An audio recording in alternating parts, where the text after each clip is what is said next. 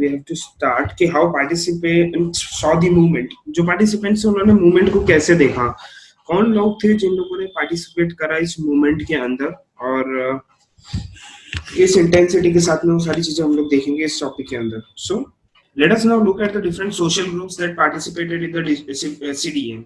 Why did they join the movement? What were their ideals and what did Swaraj mean to them? तो स्वराज का notion मैंने जैसे पहले भी बताया था कि अलग अलग था सब लोगों के लिए. तो मूवमेंट उन लोगों ने क्यों ज्वाइन करा है? देखो, सबके पर्सनल बेनिफिट जुड़े हुए थे मूवमेंट के साथ में. ऐसा कोई भी नहीं था जो मतलब इतना ज्यादा एक्टिव था फॉर द नेशन. बहुत कम ऐसे लोग थे जो देश का सोचते हुए मूवमेंट को ज्वाइन कर रहे थे. आप देख सकते हैं यहाँ पर कुछ एग्जांपल दे रखे हैं. रिच पीजेंट कम्युनिटी जो कंट्री साइड में प्रेजेंट थी, कंट्री साइड हुई rural areas, rich peasant community जो प्रेजेंट थी, like the Patidars of the Gujarat and the Jats of Uttar Pradesh, were active in the movement. Being producer of the commercial crop, they were very hard hit by the trade depression and falling prices.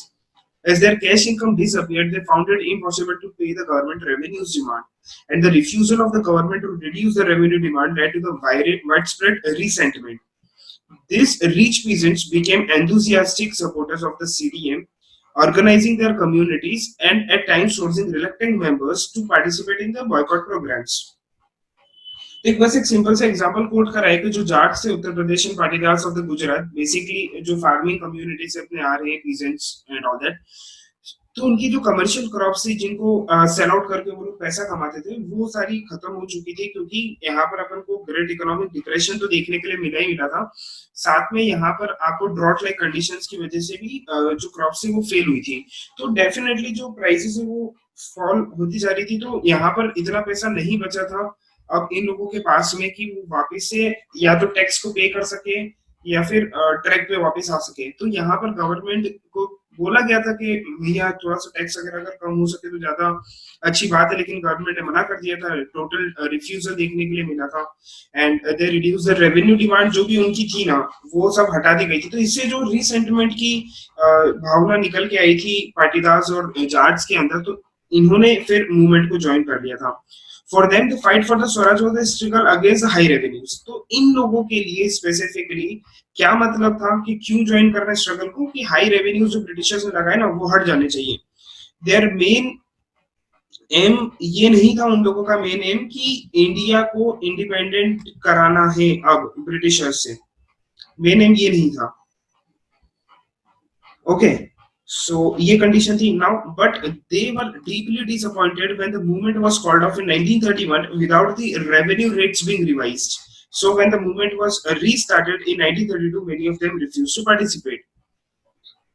लेकिन क्या हुआ था कि 1931 में अपन ने देखा था कि गांधी एर्विन पैक्ट का यहाँ पर साइन हुआ था. तो मैंने जैसे आपको बताया था कल कि गांधी एर्विन पैक्ट साइन होने के बाद में क्या हुआ था कि गांधी जी को ऐसा करना चाहिए था, नहीं करना चाहिए, वो तो एक पूरी टोटल अलग डिबेट बनती है, बट नहीं हुआ था मूवमेंट. तो बहुत सारे लोग ऐसे थे ना कि अपना काम छोड़ के ब्रिटिशर्स के साथ में लड़ाई कर रहे थे, तो वो लोग ब्रिटिशर्स की नजर में आ रहे थे. तो मेनली जो पीजेंट्स वगैरह थे, वो जो अदर सेक्शंस थे इंडियन सोसाइटी में, वो ये चाहते थे कि मूवमेंट कंटिन्यू रहे तब तक जब तक उनका जो मेन मोटिव है वो अचीव ना हो जाए.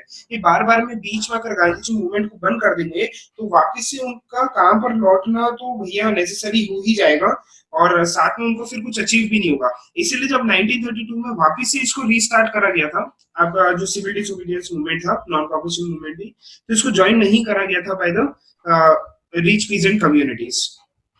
तो पहला पार्ट तो आपका ये हो जाता है. दूसरा पार्ट आपको बताता है कि the poor peasantry were not just interested in the lowering of the revenue demand. Many of them were small tenants cultivating land they had rented from landlords. As the depression continued and cash incomes dwindled, the small tenants found it difficult to pay their rent. They wanted the unpaid rent to the landlord to be remitted.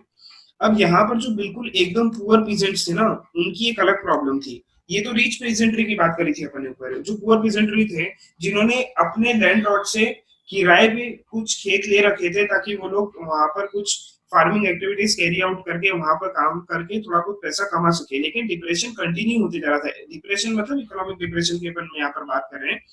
तो economic depression जो 1924 में आया था, it is just continuing, और उसकी वजह से जो कैश इनकम है ना वो पूरी तरीके से खत्म होती जा रही थी. तो स्मॉल फार्मर्स जो थे वो अपना रेंट भी पे नहीं कर पा रहे थे. तो ये बोला गया था कि लैंडलॉर्ड से ये रिक्वेस्ट करी गई थी कि देखो टैक्स तो एक अलग चीज है, टैक्स तो रेमिशन मांग ही रहे थे, साथ में जो पुअर फार्मर थे उन्होंने रेंट का भी रेमिशन मांगा था, जिस रेंट पे उन लोगों ने लैंड को लिया था। They joined a variety of radical movements, often led by the socialists and communists. Apprehensive of raising issue that might upset the rich peasants and landlord, the Congress was unwilling to support no-rent campaigns in most places. So the relationship between poor peasant and the Congress remained uncertain. तो यहाँ पर क्या था कि ये जो movement थे ये मेनली सोशलिस्ट और कम्युनिस्ट इसको लेके आगे जा रहे थे। सोशलिस्ट और कम्युनिस्ट की अगर हम लोग बात करेंगे तो जैसे आपका HSRA का बेस्ट एग्जांपल है, जो हिंदुस्तान सोशलिस्ट HS यहाँ पर है, तो कुछ ऐसे एक्टिविस्ट थे जो कि कांग्रेस उनको सपोर्ट नहीं कर सकती थी क्योंकि उनकी एक्टिविटीज कहीं ना कहीं वायलेंट तरीके से थी। तो यहाँ पर उन चीजों को रोकने के लिए महात्मा गांधी जी की जो कांग्रेस थी उन्होंने सपोर्ट करने से बहुत जगह मना कर दिया था। जो रेंट वाला इन लोगों का इशू था कि रेंट पे करना पड़ेगा इनको, तो बहुत सारी जगह मतलब मैक्सिमम जगह उन्होंने मना कर दिया था कि we are not going to support the poor peasants rent के कंटेक्स्ट में, क्योंकि वो उनको जो उनके पीछे कौन थे बेसिकली सोशलिस्ट एंड कम्युनिस्ट है। तो ब्रिटिशर्स को ये बहाना मिल सकता था कि अगर कांग्रेस जो है अगर पुअर पीजेंट्स को सपोर्ट करते हैं रेंट के टर्म्स में जो कि सोशलिस्ट उनको बैक कर रहे थे, तो हो सकता है कि ब्रिटिशर्स को बहाना मिल जाता कि कांग्रेस जो है वो सोशलिस्ट के साथ में कहीं ना कहीं मूवमेंट को ज्वाइन करके एक वायलेंट एक्टिविटी वहां पर दे रही है, इसीलिए कांग्रेस थोड़ा सा पीछे हट रही थी इन चीजों से। तो पुअर पीजेंट्री के जो भी लोग थे वो लोग भी यहाँ से चले गए थे, उन्होंने भी मूवमेंट ज्वाइन करने से मना कर दिया था। अब आता है main business class. Business class तो बैकबोन होती है किसी भी मूवमेंट की, क्योंकि जितना भी फंडिंग चाहिए रहता है मूवमेंट को, महात्मा गांधी जी के पास में इतना पैसा तो था नहीं भैया कि पूरे वर्ल्ड पूरे इंडिया में जो भी मूवमेंट चल रहा था उसको फाइनेंशियली तरीके से सपोर्ट कर पाए। तो उसको सपोर्ट करने के लिए बिजनेस क्लास का होना काफी ज्यादा जरूरी था। तो यहाँ पर देखते हैं कि बिजनेस क्लास के पास में ऐसा क्या था और क्यों उन लोगों ने मूवमेंट को ज्वाइन करा था। एक बार आप खुद से रीड कर सकते हो, तो just read it once.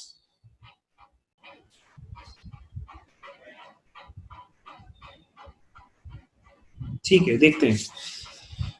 I hope पढ़ लिया होगा आपने। Now what about the business class, how did they relate to the civil disobedience movement. Now business class मतलब एलाइट क्लास के लोग आ जाते हैं, यहाँ पर काफी ज्यादा पैसा है, पर ऐसा क्या हुआ कि उनको भी मूवमेंट ज्वाइन करना पड़ा था और क्या ऐसी चीजें हुई थी कि मूवमेंट इन लोगों ने भी छोड़ा था वापस से। तो देखते हैं।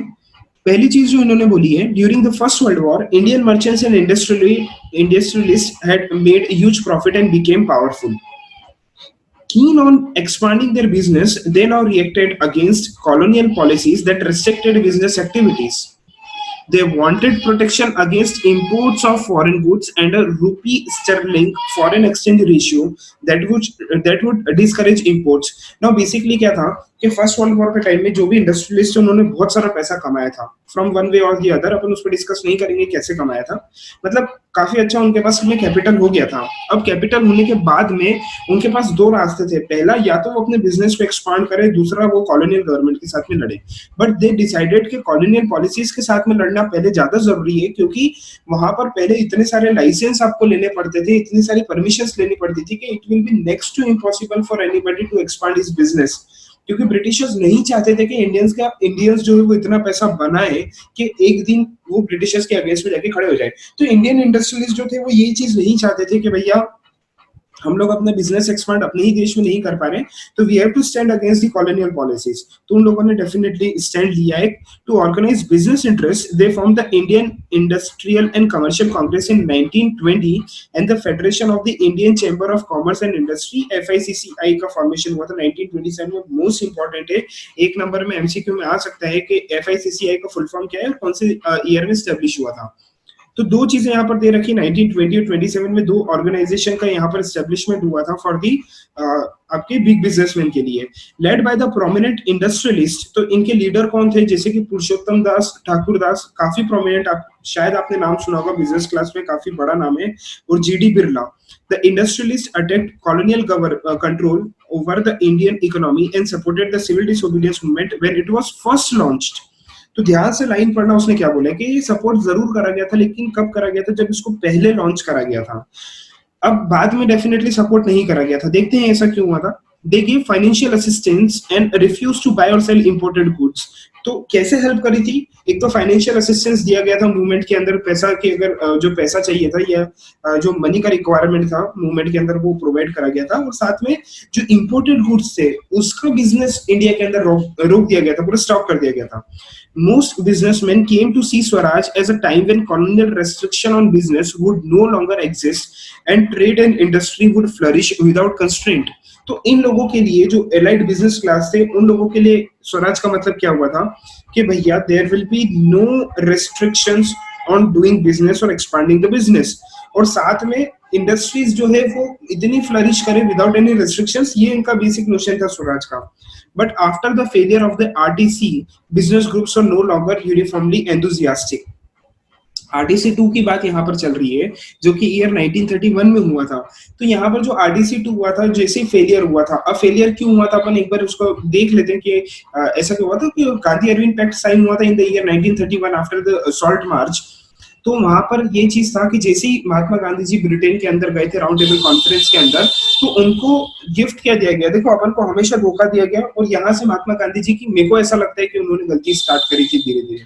दुश्मन को ऐसा है ना कि पहचान लेना चाहिए उनकी थोड़ी कुछ हरकतों के बाद में, लेकिन फिर भी महात्मा गांधी जी ने, हो सकता है कि उनका दिल काफी इतना बड़ा था कि उन्होंने बार बार माफ करा ब्रिटिशर्स को, what ever it may be. But यहाँ पर क्या हुआ था कि सेकंड जब आरटीसी उन्होंने ज्वाइन करी थी तो वहां पर कम्युनल रिप्रेजेंटेशन का गिफ्ट दिया गया था। कम्युनल रिप्रेजेंटेशन मतलब सेपरेट इलेक्टोरेट। तो महात्मा गांधी जी जहां पर देश को यूनाइट करने के लिए जा रहे थे, देश को इंडिपेंडेंट बनाने के लिए जा रहे थे, वहां पर उनको लंदन में जाकर पता चलता है कि यहाँ पर तो उनको कम्युनल रिप्रेजेंटेशन का गिफ्ट दिया जा रहा है। Now what was communal representation? The concept of separate electorate, जो मैंने आपको बताया था कि डिप्रेस्ड क्लास के लोग भी जो है ना वो अगर पार्लियामेंट में बैठेंगे तो वो अपने डिप्रेस्ड लीडर्स को ही इलेक्ट करने वाले हैं। तो महात्मा गांधी जी का फिर यहाँ पर थोड़ा सा दिमाग खराब हो गया था कि ये सारी चीजें कैसे हो सकता है, यहाँ पर देश की यूनिटी पूरी खत्म हो जाएगी।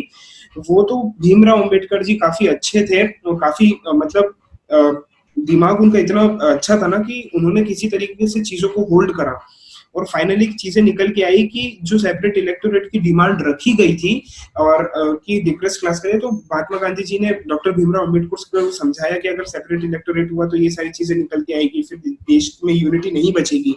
तो वहां से फिर डॉक्टर भीमराव अंबेडकर ने डिप्रेस क्लास के लोगों को समझाया और चीजें बैलेंस होके बनी। नहीं तो ब्रिटिशर्स ने तो भैया डिवाइड एंड रूल की पॉलिसी जो मचाई थी ना शुरू से, कि वो तो खत्म ही नहीं कर रहे थे। और डिवाइड एंड रूल की पॉलिसी आप देख सकते हो फ्रॉम दी स्टार्टिंग, जैसे ही उन्होंने आपका जो 1757 एंड 1764 बैटल ऑफ प्लासी और बैटल ऑफ बक्सर के बाद में यहाँ पर इंडिया में अपने आप को स्टेब्लिश करा था, उसके पहले तो बिजनेस क्लास के थे। वहां से ही डिवाइड एंड रूल की 1757 बैटल ऑफ प्लासी हुआ था, वहां से डिवाइड एंड रूल की पॉलिसी स्टार्ट कर दी थी, क्योंकि ब्रिटिशर्स कभी इंडिया में पैर को टिका ही नहीं सकते थे। लेकिन उन्होंने टिकाया कैसा था? अपने जो इंडियन किंग्स थे वो इतने ज्यादा पावरफुल थे, बट वहां पर भी डिवाइड कर दिया गया था। जो राजा के मिनिस्टर होते थे उनको खरीद लिया था, आर्मी के कमांडर्स को खरीद लिया गया था, एंड डिवाइड एंड रूल। और फाइनली जब इंडिया से गए थे वो, तो इंडिया और पाकिस्तान का एक छोटा सा गिफ्ट और देके गए थे। तो इस तरीके से उन लोगों ने अपन को डिवाइड करा था। सो नाउ अगर अपन आगे डिस्कस करें तो they were apprehensive of the spread of the militant activities and worried about prolonged disruption of business. तो ज्यादा टाइम तक वो डर रहे थे जो बिजनेसमैन थे कि यार पहले तो मिलिटेंट एक्टिविटीज बढ़ते जा रही थी, एचएसआरए की यहाँ पर एक्टिविटीज थी वो काफी बढ़ते जा रही थी। जो लेजिस्लेटिव काउंसिल में आपका बॉम्ब ब्लास्ट हुआ था, एक वो था सॉन्डर्स का मर्डर हुआ था वो, और फिर जो वाइसराय अरविंद थे उनकी ट्रेन के ऊपर भी बॉम्ब गिराने का इन लोगों का चल रहा था। बट कहीं ना कहीं जो अपने एलाइड एक्सट्रीमिस्ट थे वो फेल हो चुके थे उस केस में। तो इन सारी वायलेंट एक्टिविटीज और मिलिटेंट एक्टिविटीज की वजह से जो बिजनेस क्लास थे वो डर गए थे कि भैया ऐसा ना हो कि कल से हमारे ऊपर बात आ जाए और चीजें हम लोग फिर प्रॉब्लम में आ जाए, और साथ में इतना लंबा टाइम तक बिजनेस को बंद भी नहीं रखा जा सकता है। तो इसीलिए इतना ज्यादा पार्टिसिपेशन फिर बाद में देखने के लिए नहीं मिला था, as well as of the growing influence of the socialism amongst the younger members of the Congress. Next आता है आपका कि इंडस्ट्रियल वर्किंग क्लासेस ने पार्टिसिपेट तो करा ही नहीं था। जो इंडस्ट्रियल वर्किंग क्लास, अभी अपन ने इंडस्ट्रियलिस्ट देखे थे। इंडस्ट्रियलिस्ट क्या होते हैं? जो मालिक होते हैं इंडस्ट्री के, है ना, बड़े जो बिजनेसमैन होते हैं वो। अब उनकी बिजनेस इंडस्ट्री में काम करने वाले लोग अब उनका अपन देखते हैं कि क्या था। So the industrial working classes did not participate in the civil disobedience movement in large numbers. तो पहले तो उन्होंने पार्टिसिपेट करा ही नहीं था, और जहां पे पार्टिसिपेट करा था वो प्लेसेस क्या थी, बस एक नागपुर रीजन में काफी ज्यादा पार्टिसिपेशन देखने के लिए मिला था। As the industrialist came closer to the Congress, workers stay aloof. Aloof मतलब एक पूरी तरीके से असाइड कैटेगरी में थे वो लोग। ब्रिटिशर्स ब्रिटिशर्स नहीं, सॉरी, यहाँ पर इंडस्ट्रियलिस्ट और कांग्रेस जैसे ही आपस में आए थे, अपने जो वर्कर्स थे उन्होंने कांग्रेस के साथ में हाथ नहीं मिलाया था। But in spite of that some workers did participate in the CDM, selectively adopting some of the ideas of the Gandhian program, like boycott of the foreign goods as part of their own movement against low wages and poor working condition. There were strikes by the railway workers in 1930s and dock workers in 1932. In 1930, thousands of workers in Chota Nagpur mines wore Gandhi caps and participated in protest rallies and boycott campaigns. तो यहाँ पर काफी small participation देखने के लिए मिला था industrial workers का, वर्किंग क्लास जो थे। और जहां पर अपन को देखने के लिए मिला था वो नागपुर रीजन था। और कुछ चीजें महात्मा गांधी की अच्छी लगती थी वर्कर्स को, जैसे कि एक तो boycott of the foreign goods, ये एक अच्छा कंसेप्ट लेके आए थे महात्मा गांधी जी, तो इसको सपोर्ट करा गया था। जो लो वेजेस मिल रही थी वर्कर्स को और पुअर वर्किंग कंडीशंस थी, उनके सपोर्ट में जो थे वो सारी चीजें। अब किस तरीके से उन लोगों ने रिटेलिएट करा था वापस से, जो वर्कर्स थे उन्होंने क्या ऐसी चीजें करी थी जिससे पता चल रहा है कि उनका पार्टिसिपेशन हुआ था। तो उन्होंने एक तो रेलवे वर्कर्स जो थे उन्होंने स्ट्राइक करी थी 1930 में। जो डॉक वर्कर्स थे, डॉक वर्कर्स मतलब जो शिपयार्ड में काम करते हैं, वहां पर 1932 में वहां पर स्ट्राइक देखने के लिए मिली थी। तो ये सारी चीजें यहाँ पर चल रही थी। But the Congress was reluctant to include workers' demand as a part of its program of struggle. It felt that it would alienate industrialists and divide the anti-imperial forces. अब यहाँ पर देखो, कांग्रेस जो थी वो थोड़ा सा कंफ्यूजन में थी कि अब वो चाहती भी नहीं थी कि वर्कर्स की डिमांड को आगे लेके जाए, क्योंकि अगर वर्कर्स की डिमांड को आगे लेके जाते तो यहाँ पर जो बड़े इंडस्ट्रियलिस्ट थे वो अलग होते जाते, क्योंकि कहीं ना कहीं जो इंडस्ट्रियलिस्ट की डिमांड थी ना वो कट ऑफ होते जाती, और वर्कर्स अगर पार्टिसिपेट करते मूवमेंट में तो इंडस्ट्री में जो अपना वर्किंग है वो वैसे भी रुक जाता, बार बार स्ट्राइक देखने के लिए मिलती। तो बड़े बड़े इंडस्ट्रियलिस्ट है ना वैसे भी ज्वाइन नहीं करते मूवमेंट को, कि भैया हमको तो मूवमेंट को ज्वाइन नहीं करना है, क्योंकि आपकी वजह से हमारे वर्कर भी पार्टिसिपेट कर रहे हैं मूवमेंट के अंदर, और पूरा जो मूवमेंटम है ना आपका मूवमेंट का वो पूरी तरीके से खत्म हो जाता। तो उसको बनाने के लिए कुछ चीजें कांग्रेस को करनी पड़ी, और उसमें से एक थी कि उन्होंने जो डिमांड्स थी छोटे वर्कर्स की उसको कट कर दिया था। Now another important features of the CDM was the large scale participation of the women. भैया women का participation तो बहुत ही इसके अंदर तगड़ा था, काफी अच्छा था। And during Gandhiji's assault march, thousands of women came out of their home and listened to him. They participated in protest marches, manufactured salt, and picketed foreign clothes and liquor shops. तो हर जगह यहाँ पर participation देखने के लिए मिला था women's का। उसके बाद अगर हम लोग बात करेंगे कि बहुत सारी वुमेन्स जो थे वो जेल भी गए थे। In urban areas this womens were from high caste families, तो हाई कास्ट फैमिलीज से भी बिलोंग करते थे। रूरल एरियाज में भी रिच पीसेंट्स हाउस होल्ड निकल के आए थे मूवमेंट के लिए। मूव्ड बाय द गांधीजी's call, they began to see service to the nation as a sacred duty of women. तो वुमेन्स ही ऐसे थे जिन्होंने एक देखी थी इस चीज को, फार साइटेड जो उनकी थी, फार साइट जो थी वो काफी अच्छी थी, और उन्होंने देश के लिए सोचा था कि जो महात्मा गांधी जी हम लोगों को बुला रहे हैं for joining the movement, it is betterment for the country. तो ऐसा तो बाकी किसी ने नहीं सोचा था कि कंट्री को लेकर चीजें चल रही है।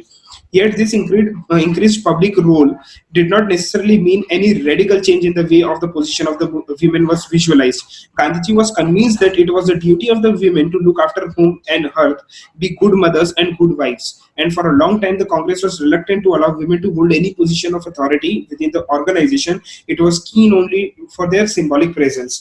Now, यहाँ पर जो कांग्रेस का डबल फेस निकल के आता है, एक तरफ तो आप यहाँ पर सपोर्ट भी मांगते हो विमेन्स का, और दूसरी तरफ आप जो है सेकंड साइड आप उनको एक पोजीशन भी नहीं देते हो ऑर्गेनाइजेशन के अंदर जो आपने बना रखा है। तो ये थोड़ी सी गलत बात थी यहाँ पर, क्योंकि विमेन्स का पार्टिसिपेशन काफी अच्छा था, लेकिन महात्मा गांधी जी ने खुद ने बोला था कि जो विमेन्स है उनका ये काम है अभी कि वो गुड वाइफ्स बन के रहे घर पे, और ऐसे ही सपोर्ट करे वहां से तो ज्यादा बेटर है। बिकॉज अब आज के टाइम इतना ज्यादा ओपन वर्ल्ड है, लेकिन उस टाइम काफी ज्यादा नैरो थिंकिंग चलती थी। तो यहाँ पर अगर विमेन्स का पार्टिसिपेशन दे दिया जाता तो और प्रॉब्लम निकल के आती, जो सोसाइटी है ना वो कांग्रेस को और डबल क्रिटिसाइज करना स्टार्ट कर देती भैया कि यार अब वुमेन्स का पार्टिसिपेशन भी आप ले रही हो, क्योंकि वहां पर तो सती सिस्टम चलता था यहाँ अभी 1930s तक, और काफी प्रॉब्लम की बात हो जाती है अगर वुमेन्स का यहाँ पर पार्टिसिपेशन देखने नहीं था। वहां से एक लड़की निकल के आती है जिसका नाम बीना दास है, और यहाँ पर मैं डेफिनेटली कोट करना चाहूंगा बीना दास जी को। उन्होंने क्या करा था कि अब इतनी सारी एक्टिविटीज की वजह से जो गवर्नर थे वो किसी एक यूनिवर्सिटी के गवर्नर थे, तो वहां पर बदला लेने के लिए ब्रिटिशर से पॉइंट ब्लैंक रेंज से गोली मारी थी बीना दास जी ने अपने गवर्नर को, ठीक है, एक बताने के लिए कि we are protesting the Britishers.